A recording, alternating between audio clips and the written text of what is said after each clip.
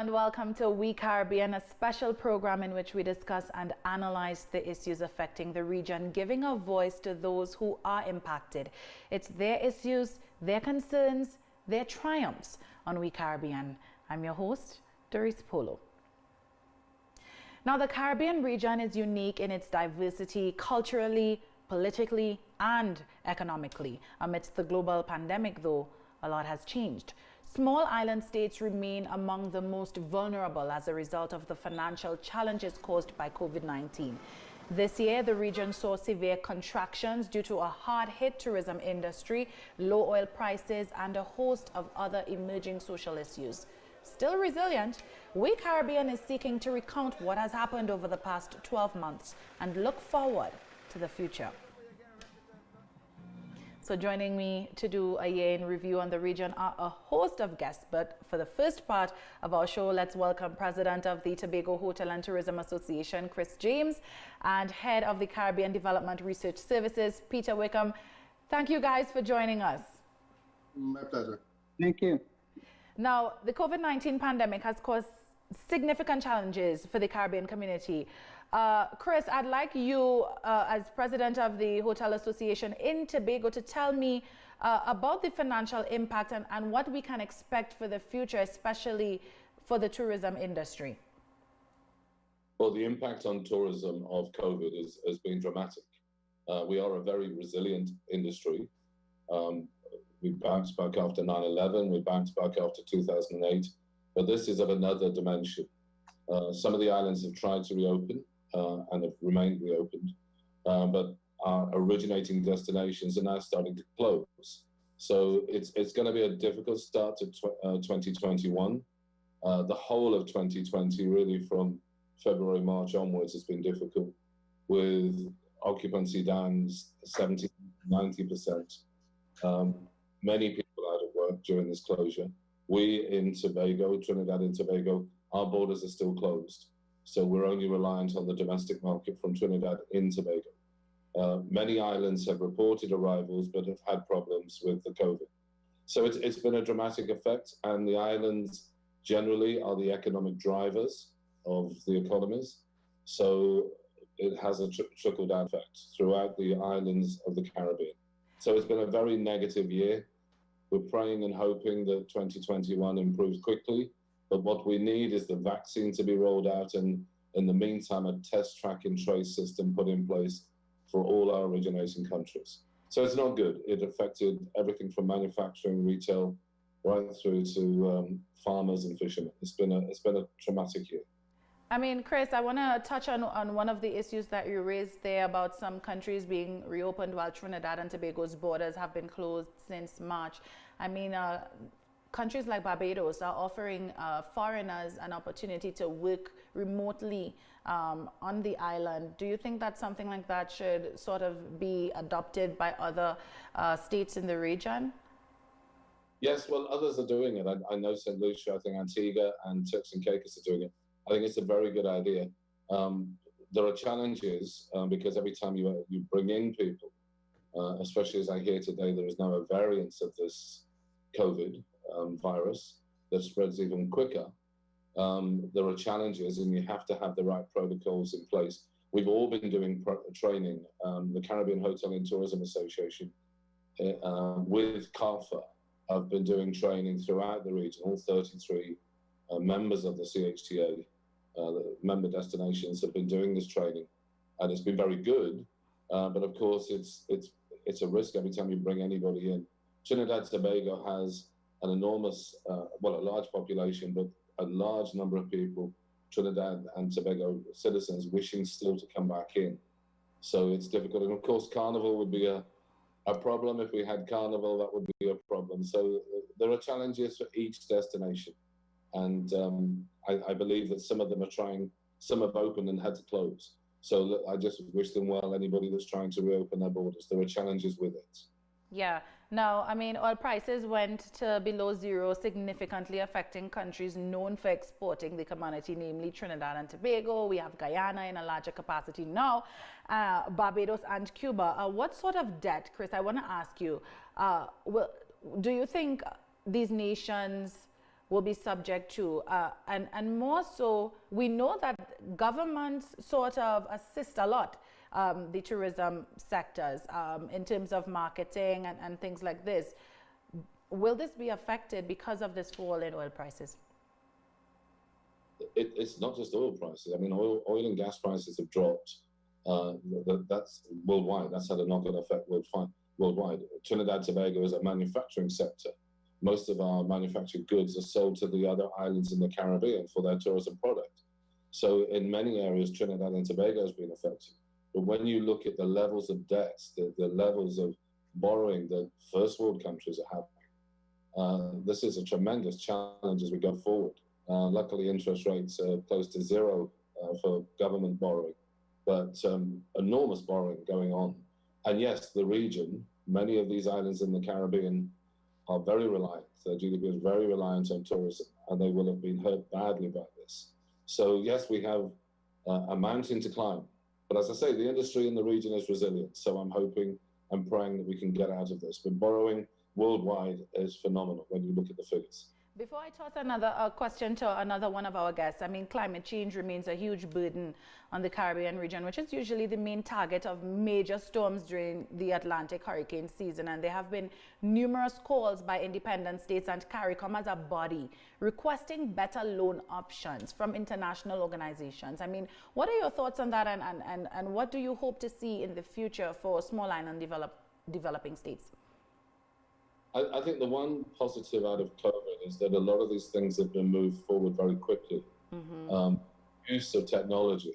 I mean, all of us are using, for instance, Zoom, as we are now. So carbon emissions from business travel, I believe, is going to go down enormously. You see them changing their aircraft for more efficient aircraft. Worldwide, it's interesting when you listen to some of the major cities in the world, that their air pollution has gone down because of the lack of activity. Yeah. So I think this is focused minds. We in this region have many opportunities to sell what people want, but to get them here efficiently and to be more self-sufficient has to be a number one plan for this region. Food self-sufficiency being number one. And I think we need to look at all of these things urgently. But we have exactly what other parts of the world want. They want sunshine, they want freedom, they want health. We offer all of these things. So I don't think tourism will reduce in the longer term. I think it's going to take a couple of years to get back to where it was, 2 or 3 years. But worldwide, we have to look at some of these efficiency measures. And when you look at some of these countries now surviving on wind power and some of the objectives, some of these countries have 2030 as a deadline for no carbon emissions. So I think it's an interesting time, and I think COVID has pushed a lot of these things forward. Most definitely. Now, on to another topic. Arguably, one of the most significant events to have occurred this year is the Guyana election, which of course led to U.S. sanctions against former President David Granger. Peter Wickham, the president of the Caribbean Development Research Services, I'd like to ask you, how do you think those polls set the tone for future elections across the Caribbean? Yeah, but thanks again for having me on. No, that election was historic, and I think it's interesting that it was so proximate to the U.S. election, which in a sense told a similar story. I think the lesson in all of it for me is that there's really not a lot of space for the idea of introducing fraud into elections. I've always maintained that it is extremely easy to steal an election, but it is difficult to do it and not be noticed. And I think that the Guyana election demonstrated the fact that you have to be pretty brazen and bold if you're going to try to essentially hijack democracy. The United States election, has presented similar peculiarities in which the same administration that was condemning Guyana has essentially attempted to adopt similar strategies in terms of suggesting that an election which was legitimate was not legitimate. Yeah. But I think the lesson in all of it basically is a useful one, because certainly as an analyst, the court process and the declarations of the court and the manner in which it was followed helped in the sense that we now have clear declarations regarding what is a valid vote in inverted commas, or what the Americans would call a legal vote. Mm-hmm. It helps us to understand the process by which a vote can be discounted or thrown out and not thrown out. And while for me, these things were always understood, I think it does provide a level of clarity that will make it even more difficult for a person in the future to attempt to introduce this kind of fraud in an election cycle. And I think that the democracy in the Caribbean has proven itself to be more robust. I mean, we had some tense months, but I think that we are in a better place having come through that. And now having the American election on the back of that, I believe that going forward, we will benefit more from an electoral environment which is robust and which guards and protects democracy. And I'm happy about that, even though I was somewhat disturbed about the machinations in the case of Guyana during that election. I mean, I like that you brought up that point, and you made the comparison between Guyana and the United States. What we saw is that the country was able to successfully manage and handle its political affairs internally, and the sanctions that were imposed on the government at the time, it really had no effect, because the GCOM, the Elections Commission, was able to properly declare the results. I mean, so what do you think was the purpose behind that? I mean, do you feel like it was a sort of an intimidation tactic, and then who's going to impose sanctions on the U.S. president? That's another and certainly a far larger matter. I think the sanctions were ultimately, one could say, an intimidation tactic, as you have mentioned, but I think ultimately they weren't really necessary, because I think that the bigger emphasis came from the fact that as a Caribbean people, we stood together, we stood on the side of democracy. We had CARICOM making very clear and bold statements in that regard. The American threat of sanctions was ultimately, it was a big stick that was waved, but I do feel that ultimately the other issues made a difference in that you had a level of transparency. And, we're operating in an environment where we have cell phones and we have video cameras, and we have a level of transparency that has made it very difficult to get away with something like this. And I think that the absurdity of it all was probably a far greater inducement towards finding a solution than the fact that we had a threat of American sanctions. The sanctions were useful to the extent that it was able to speak truth to power in the context of an administration that was going down the wrong road. Mm-hmm. Guyana is a country that has considerable oil wealth, and I think that there was a fear that they would not be able to use that effectively. When you think about it, however, over the next 10 years, oil wealth is going to be far less relevant than it was in the last 10 years because of the push towards the environment. So I don't really know that the threat of sanctions was ultimately as huge a deal in terms of coming to the conclusion as was the level of vast level of transparency. As far as the Americans are concerned, there are no sanctions possible in that context. And I think that the issue of transparency is also the factor that pushes and ensures that you do not have any movement in the other direction, because people know, people can see. So in a sense, there's a parallel between the two. We probably need to have greater level of observation for elections. Mm-hmm. But however, in a sense, we already do, because once we're all watching, we're all seeing, there was a suggestion that we should have the counting of ballots taking place on video camera, the recount. That didn't happen in Guyana, but it happened in the United States. And I think that those kinds of things are the push that I would like to see in this regard in terms of greater transparency. I'm less concerned about the ability to successfully introduce sanctions in those situations. Joining me to continue our discussion, as I mentioned earlier, Peter Wickham is still here with us, but we do have Venezuela's ambassador to Barbados, Alvaro Sanchez Cordero, Cuba's ambassador to Barbados, Sergio Jorge Pastrana, and General Secretary of the Caribbean Movement for Peace and Integration, David Denny. Incidentally, everyone there that I mentioned is in Barbados. Now, guys, earlier we spoke about elections amidst COVID-19. Several Caribbean countries voted this year in crucial polls that really saw citizens decide which political party was better suited to handle the challenges associated with COVID-19.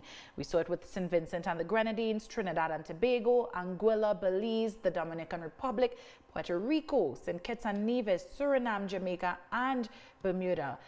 While the opposition won in Anguilla, Belize, the DR, Puerto Rico, and Suriname, 6 other states saw the incumbents re-elected.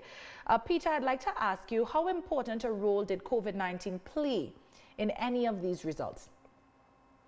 I think it played a huge role. Certainly, when you look at the last one, which is the St. Vincent and the Grenadines election, which was probably the closest, my sense is that, yeah, COVID would have played a role.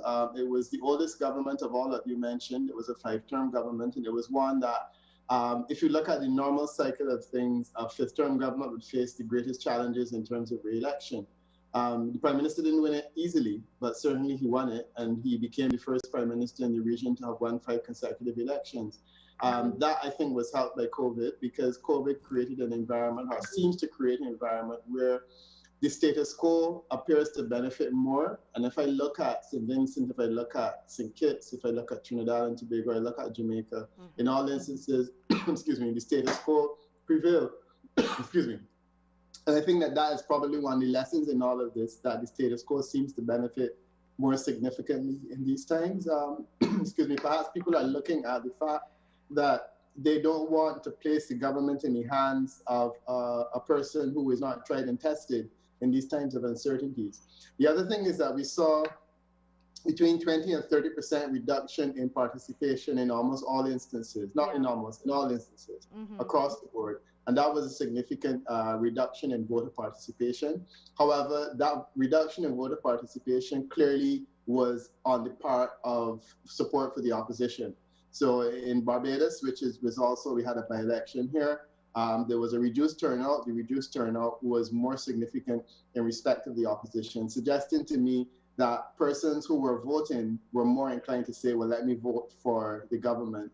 And if I'm not inclined to vote for the government, then perhaps remaining at home in the safety and sanctity of your own house might be a wise thing to do. Another quick point is that older people are the greatest risk for COVID.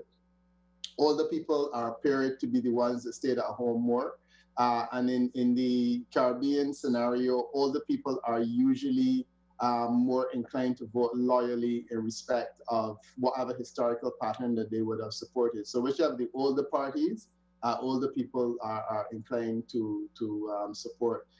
So that has been also a factor which has impacted in different ways in the Caribbean. That has been an interesting phenomenon for us to study as analysts. Now, Sergio, the Cuban ambassador to Barbados, one of the exemplary events that have happened amidst the pandemic is the aid provided by Cuba and Venezuela in the fight against COVID-19. I'd like to ask, about this initiative, especially because Cuba didn't just send aid to Latin American countries or Spanish-speaking countries. These Henry Reeve medical brigades went to the Caribbean, they went to Africa, they went to numerous countries across the world. Tell us about that. Well, thank you for having me for this program, and it's a pleasure to address the public on this very important issue. It all comes out of the designation in 2005 for the establishment of the Henry Reeve Brigade by Fidel Castro when, after Katrina, it was learned that there were people that were in danger of having extreme conditions in health with not enough availability of doctors and nurses and pharmaceuticals, medicines, to treat a number of issues that comes with disasters. And he had the idea to establish this group of physicians and nurses that could be immediately available to deal with emergencies in the case of hurricanes or landslides or earthquakes or pandemics. And they have been playing that role all over the world since then. And in the cases of earthquakes in Asia, in Pakistan, or in Latin America, in the case of pandemics in Africa, or now with COVID, in Africa, in the case of Ebola. And these have turned into a resource that have been made available on the basis of need, not only to those countries that for some reason might have less resources, sometimes even for rich countries where there are no available resources to dispose of in the case of an emergency, in a case in which the prevailing conditions are altered. So when the COVID-19 struck very early on, there were Cuban physicians going even to China at the very start to learn about these events and how to deal with it. And immediately it was evident that the need was beyond all that was prepared anywhere to contain such a wide case of a pandemic. As we look back, the worst previous epidemic had been Ebola in Africa, Yeah. and it never got to of course, to the degree that COVID attained very early on. Yeah. You go back and go to H1N1, and in Asia or bird flu, well, all these cases were contained very early on, were easier to contain. COVID became a pandemic very rapidly, and very rapidly it was learned that the fatality level was very high, and the level of contagion was increased by the fact that people became contagious when being asymptomatic. Mm-hmm. So you never knew where it all started. Very rapidly, it grew everywhere. So Cuba had the people, Cuba had the staff required, Cuba had the availability of some pharmaceutical resources that were originally established for the Cuban people and were developed locally in terms of treatments. Mm-hmm. And immediately this was made available to every person that requested, every country that was available to organize it. And we had the support of many of our colleagues around the world to make it happen very rapidly, because it has to do also with local availability of resources. Yeah. If I take, for instance, the example of Barbados, in which we are working constantly with local authorities for that, Barbados was able to provide for a very good facility quite early on, with a dedicated installation that was established to treat the cases that appeared of COVID-19. And that was a state-of-the-art facility that was built almost completely from scratch in a little over a month. Which I always say that if you think that it's a miracle that the Chinese could build a hospital in 10 days, to build a hospital in the Caribbean in 30 is no minor. Yeah, but Sergio, we also have to identify the fact that amidst sanctions, Cubans were able to manufacture respiratory systems and other machinery to really successfully contain this virus. That is definitely a lesson for Caribbean leaders across the region, because I mean it shows the resourcefulness of the country. What message can you as an ambassador to Barbados give to these leaders who, I mean, you get comfortable having access to things, you get comfortable knowing, oh yes, I can order this, I can order that, and then we have the United States where a lot of these countries are manufacturing masks and these sort of things, blocking supplies from reaching these nations. I mean, what can you tell leaders as it relates to looking inwardly to get these resources? Well, you see, necessity is the mother of invention, and you're well aware that Cuba has had to deal with this type of aggression for over 60 years. So we've learned to be, providing for wherever it is needed, to the availability of what we have, and to try to deal with these issues through cooperation instead of competition. Yeah. The idea is, when we have such a need like the one of the respirators, of course, the Cuba bought respirators from two companies in Europe that were bought by the main company that produces respirators in the U.S. In fact, it was bought by a conglomerate that does not produce anything. It's an investment, portfolio that bought all respirator companies all over the world to produce the respirators and control the production and export. So those that we had already requested were immediately prohibited. Yep. Because the company that used to be a Swiss company or a German company or a French company suddenly became an American company just because someone came with a bunch of money and bought it. Yep. And then the first thing that we did was take all the respirators that existed in the country and refurbish all those that had some problem with our own technicians. And then we decided to establish a group under the responsibility of the neurosurgeons institutions in Cuba, Neuro Research Institute. And these guys who have been working in dealing with the production of a number of equipment for medical treatments, who organized this group that produced the first Cuban respirators. And now we have two types of respirators that are being produced locally in Cuba. And it's all done with parts that you buy in the Howard store from scratch. Of course. Okay? You build it with your own ingenuity. You have to do it.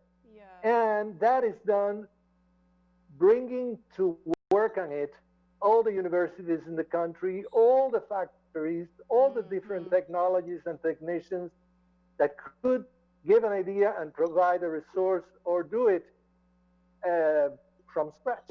Yeah. And that's the way to do it, period. And of course, it is important also to consider the need for constant cooperation across the different Caribbean countries. We're a small island developing state. We have a very special spot in the universe, which is the Caribbean. And I always say that it is the sea that unites us. And we are all sharing this space that has a common history.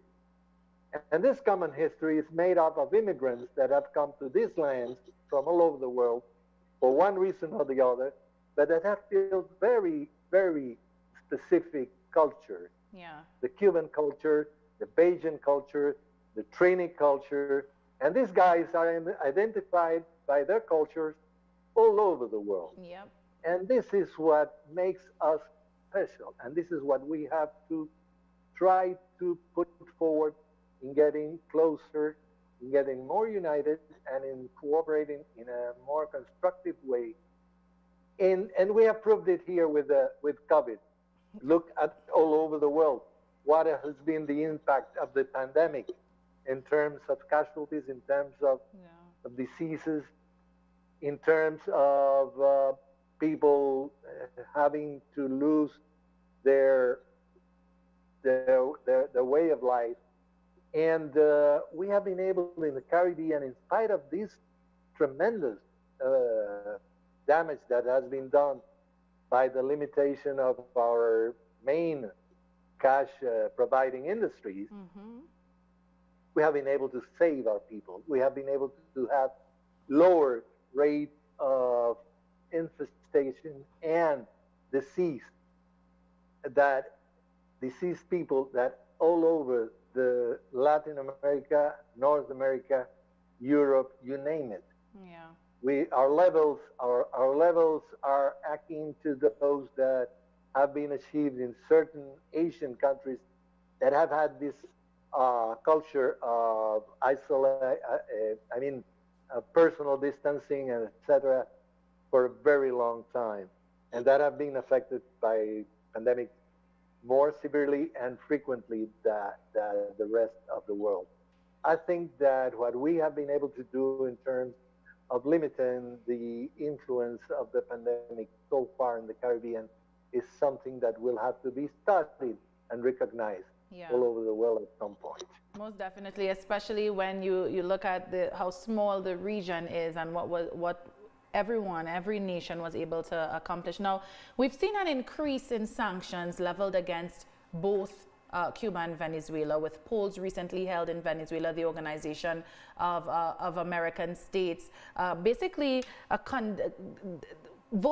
had a resolution where they ruled it invalid. Now, the Caribbean was divided on the issue then, as it has been.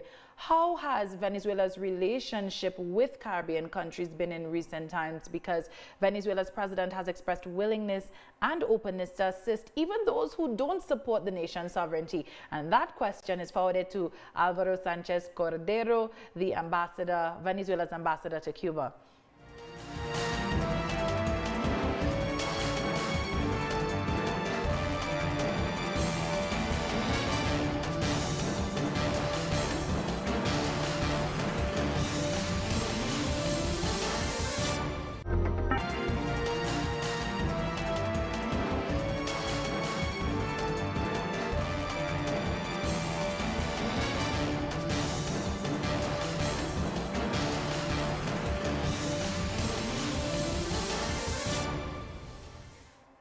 Welcome back.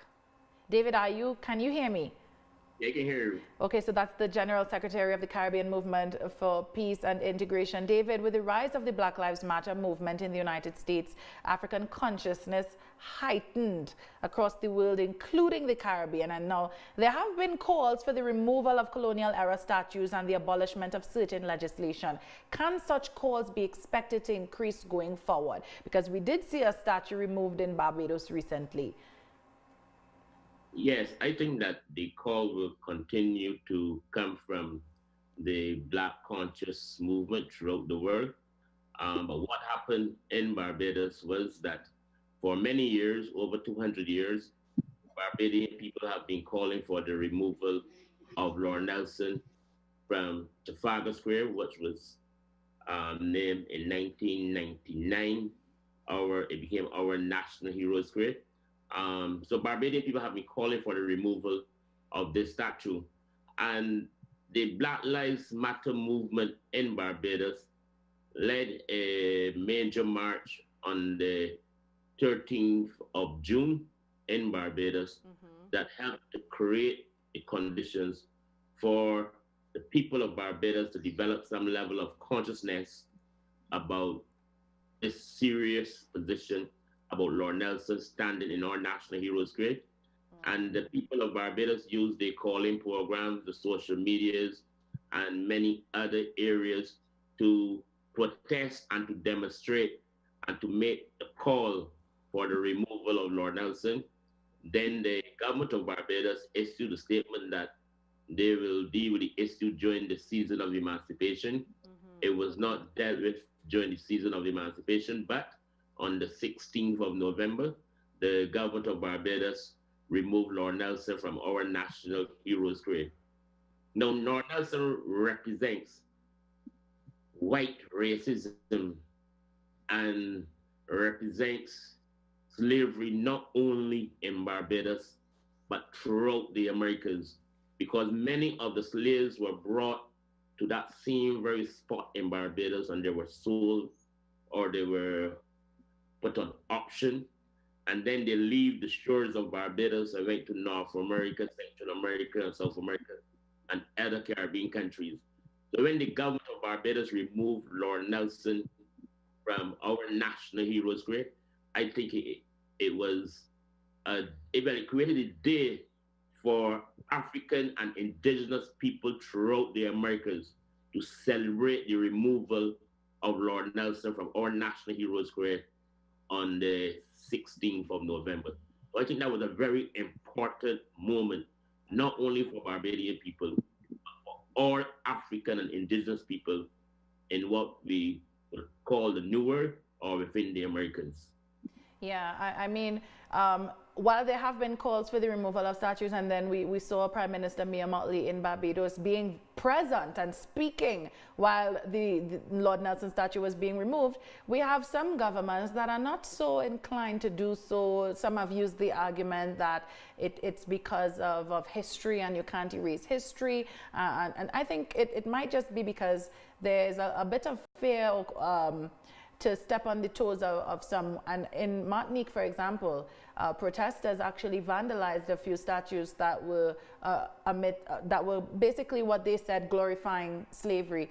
Do you think that other countries may follow suit, follow behind Prime Minister Mia Mottley, and remove the Christopher Columbuses and the Lord Nelsons that are erected in their capitals in some cases?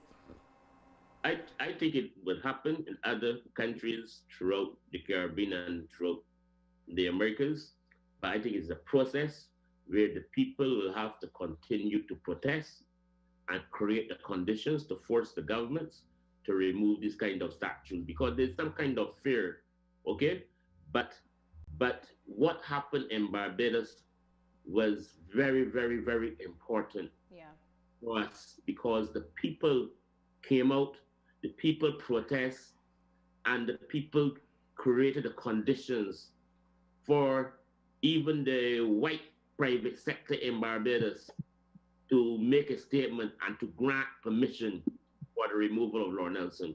So I think what happened there on the 13th of June was very, very, very important in terms of pushing the consciousness in Barbados and in terms of creating the conditions for the government of Barbados to remove Nelson from our national heroes grade.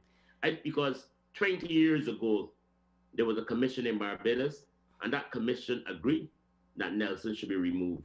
But the thing is, I don't think the government had the willpower to even think about touching Nelson's statue in our national heroes grade.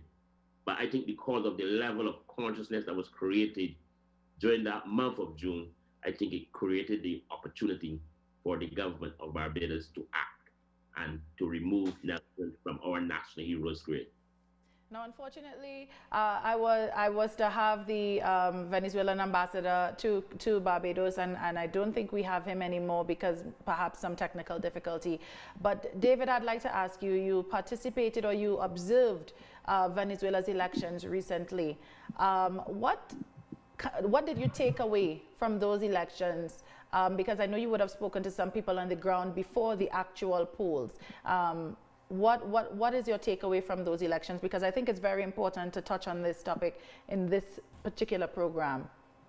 Well, when we went into Venezuela, we were given the opportunity to go into the communities in Venezuela, and we met with many people in Venezuela, persons who were supporting the opposition forces, persons who were supporting the United Socialist Party of Venezuela, persons who were supporting the Communist Party of Venezuela.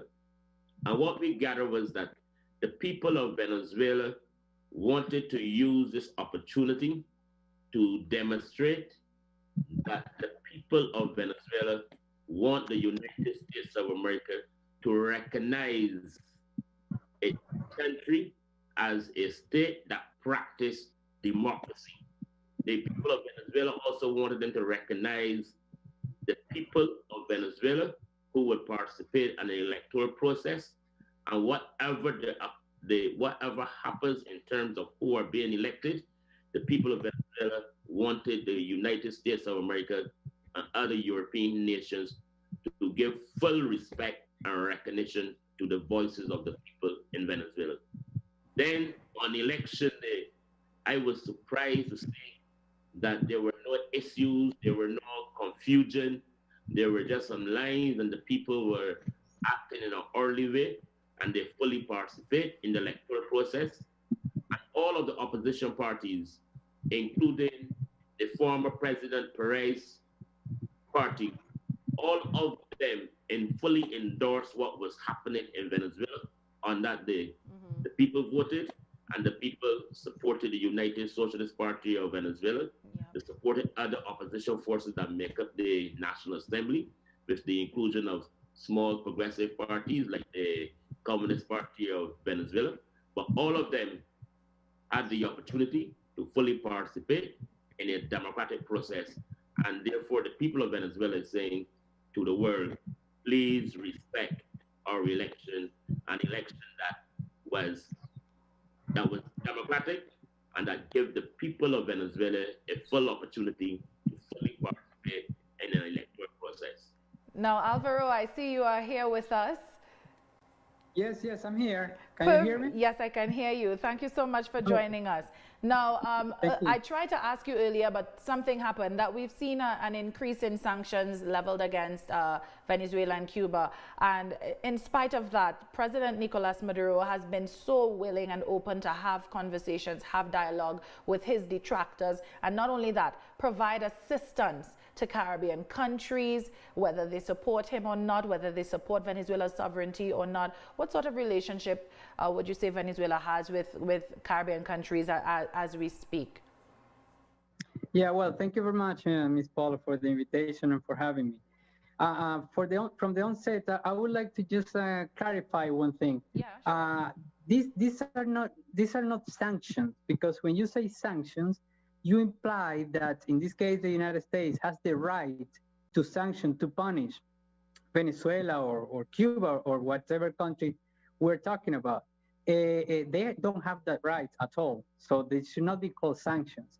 They rather be called a blockade that we're suffering, or unilateral measures that the United States is applying against Venezuela. And indeed, they have been very harmful against our population. Just to have an idea, 4 years ago, Venezuela, our revenues, mainly from oil income, were about 50 billion US dollars. And right now we are at less than 500 million US dollars in 1 year. So this gives you the magnitude of this blockade against our population that can be seen in all the spheres of life. But nevertheless, and as the Cuban ambassador rightly pointed out, we have an enthusiastic population, people who are very industrious, and we are moving ahead. In terms of, regardless of the situation we're in, and the confrontation that the United States has established against Venezuela, as you pointed out, President Maduro has said many times that domestically we're open to speak, to dialogue, to negotiate with all political parties. President Maduro has called more than 400 times to dialogue, to speak to all the parties involved in politics in Venezuela. And likewise, abroad, we have never imposed any kind of conditions, political or otherwise, to engage in cooperation agreements, to engage in solidarity schemes with the rest of the world, and much less with the Caribbean. Venezuela and the Caribbean have been united for a long time, for many, many years. In fact, our relation with the Caribbean goes back to the times of Simón Bolívar, who always wanted to unite the whole of the Latin America and the Caribbean into one single nation. But particularly during the Bolivarian Revolution, this idea of having a united and integrated Caribbean region, including Venezuela, has been paramount. Okay, so let me continue this discussion now. I mean, first of all, I'd like to thank you for the correction. There definitely are unilateral coercive measures, and there definitely are blockades. We've seen most recently some very tragic news coming out of Venezuela with the drowning of more than 20 people who were trying to make their way to Trinidad and Tobago to avoid the impact of these measures. There has been some conversation between officials in both countries. They're trying to make, to regulate and try to avoid people taking and making this very dangerous trek, especially amidst the closure of borders during this pandemic. Some opposition sectors of the Venezuelan opposition parties have been criticizing the government and basically calling on the Organization of American States to intervene in Trinidad and Tobago's affairs. Both countries have been have had cooperation for hundreds of years. What are your thoughts on what is taking place right now and the sort of dialogue that is being perpetuated as it relates to this issue? Well, first of all, as President Maduro and our government has expressed all our heartfelt condolences to the relatives of those people who unfortunately perished a few days ago in between Venezuela and Trinidad. All the investigations are being conducted by Venezuelan authorities. As far as our public ministry is also concerned, they're fully involved in all this process. And as you said, you rightly pointed out, the OAS has nothing to do with this issue at all. We have two mature independent countries such as Venezuela and Trinidad that have a long history of cooperation, and I am sure we can find solutions to this issue and any other issues that bordering countries may find themselves or may encounter at one point or another. Let us resolve our own issues, and absolutely we need no tutelage from foreign nations, much less from the OAS. I mean, Alvaro, thank you so much for being here. And I'd like to ask any one of our guests for your closing comments as we've come to the end of this program. This is an opportunity for you to speak to our viewers because this program really is aimed at showing Caribbean unity and showing that we are successful in maintaining our independence, supporting one another, even amidst a pandemic such as COVID-19. Any closing comments? I intervene here, Dareece. I would like to very briefly comment regarding this last call that you've made. Yes. That very recently, on December 8th, we celebrated the 7th summit of CARICOM-Cuba relations, commemorating the relations that were started by the first four independent English-speaking countries of the Caribbean that established relations with Cuba in December 8, 1972, defying what was then the isolation imposed by the United States through the Organization of American States to Cuban diplomacy all around this continent. And throughout this many years, we have experienced an increased sense of friendship and cooperation among all Caribbean nations. And this was an extremely auspicious event that had to happen like this one that we're having today online because of the COVID limitations for travel for our heads of state, but all heads of state of the Caribbean community took part in this event in which we reiterated the value of the linkages that exist among all Caribbean nations. We the Caribbean, can provide examples to many others on how to deal with our similarities, our differences, but what is most important, our uniqueness as a region that has historical links that go way back to the earth, to the way in which these countries were got together. Let me close with these remarks, and thank you for having us. Thank you so much. In this program. Thank you so much. Is anyone else interested in making a closing comment? I know we had Chris earlier. Peter, is everyone okay?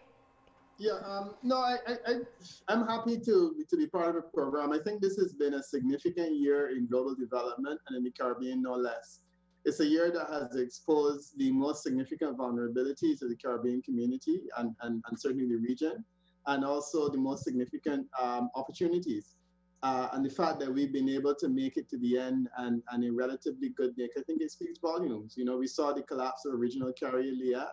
And I think we also have seen a level of unprecedented cooperation between the Caribbean countries, which has had some challenges, but has also led to some victories. I think Guyana, and certainly the outcome there was a victory in that regard. I think that the outcome in Venezuela also, I think, shows that, you know, the democracy in the Caribbean is pressing on.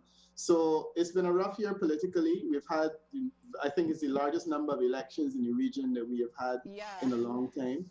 And I think it has tested our resolve and our commitment to work together. But, you know, at the end of this year, we have to say that we are one global community, and we're certainly one regional community. And this idea of solving the problems by identifying islands and working on that type of model is clearly not going to work. We have global challenges and we have to face them globally. And certainly as a region, we need to work together more. And I think this year has definitely highlighted that. So thanks for having me. Of course. Chris, are you still there?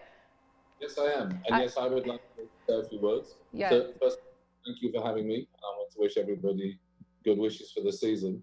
But in line of what the others have said, I think this outstanding thing for me this year is the collaboration amongst the destinations in the region, the different countries in the region. As I say, we've been joining in with Zoom meetings almost daily with the Caribbean Hotel and Tourism Association. And that collaboration, in my view, has never been reached to the level that it has now. A good example of that is the COVID protocols that we've all agreed on. I find that a strength as we go forward. And I agree with the others. I think that the strength of this region is the collaboration we can bring to the world economies and the world, get the world to notice this region. Yeah. Because what they want. I'll go back to it. We have what they want. They want green economies. We can be green. We have all sorts of programs in process, Green Key, Blue Flag, all of these things going forward. So I think we have a good future. I think we've got a tough year ahead, hopefully not as tough as 2020. But I think 18 months' time, we'll be looking back and we will have learned from our experiences. Yeah. Alvaro, your closing comments. Yes, thank you very much. Also, with the closing of 2020 and the coming of 2021, as Mr. David Eni mentioned, with the recent election of a new parliament in Venezuela, we have a wonderful opportunity to begin the new year with the normalization of our institutional, political institutions. As all of you would know, they were a bit affected by the madness of Juan Guaido of self-proclaiming himself president of Venezuela, something that is an absolute disparity and a delusion. But nevertheless, it caused a negative effect abroad in other countries. But now, with a new National Assembly, beginning the 5th of January of 2021, our institutionality can actually have a new face that can present to the whole world.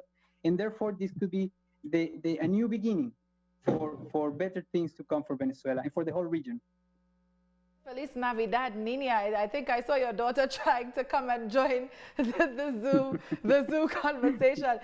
David, before we go, you are our final guest, your closing comments. Yeah, I would like to join Peter Wickham's in his statement when he said that this year brought about a lot of opportunities for us, which is correct. The Black Lives Matter movement was able to make a step forward after the killing of George Floyd in the United States of America. And I would also like to say thanks to the government of Barbados, because a number of things happened in Barbados. The government of Barbados debated in our parliament a resolution that was in solidarity with the Black Lives Matter movement. Out of our struggles and calls on the 13th of June, the government honored the position and removed Nelson from our National Heroes grade. The government also honored our call, and by next year, the 30th of November, Barbados will be a republic, which I think is a very important thing for Barbadian people in terms of removing the Queen as head of state of Barbados.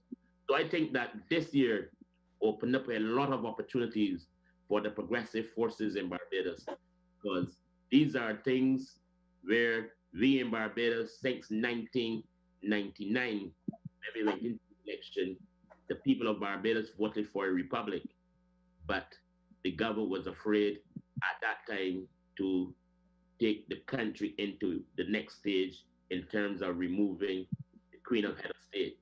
But the Black Lives Matter movement have brought us to a stage where we developed consciousness, and now these things can happen in Barbados. So I would like to say thanks to you. Happy Kwanzaa, Merry Christmas, and a prosperous New Year. Thank you. Thanks so much, David. Now, undoubtedly, this year has been extremely challenging, but we continue to see resilience, fellowship, and support amongst Caribbean countries, often overlooked by the Western world. The region is more than just a tourist destination, it's people's homes. And we hope to continue to highlight the region's plight. On that note, we've come to the end of this episode of We Caribbean. I am Dareece Polo. To keep up with news and more, go to our website, telesurenglish.net, or join us on social media. And that's it for now for the rest of 2020. See you next year.